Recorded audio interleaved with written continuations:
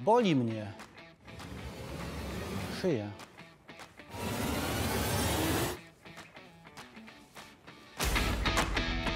Cześć, jestem Agata z firmy Wittberg. Jeżeli tak jak Piotrka boli Cię szyja lub masz napięte mięśnie, koniecznie zobacz, jak może pomóc Ci RAM Wittberg Plus z modułem szyja.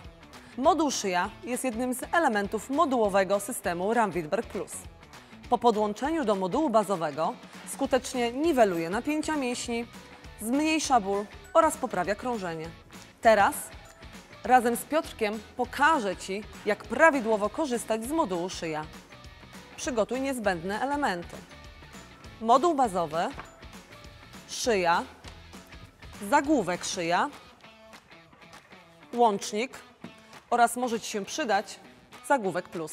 Ułóż zestaw na równej i stabilnej powierzchni. Podłącz zasilacz.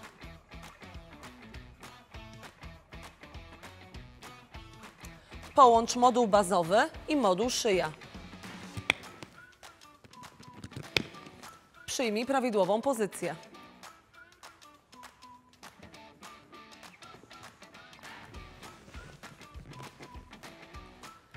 Program D wybierze się automatycznie po prawidłowym podłączeniu modułu. Zatwierdź, włączając niebieski przycisk. Wybierz poziom natężenia żółtymi przyciskami. I gotowe. Program trwa około 30 minut. Po jego zakończeniu system wyłączy się automatycznie.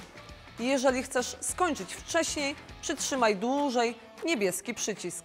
Liczne badania dowodzą, że wibroterapia to bezpieczna i skuteczna metoda rehabilitacji.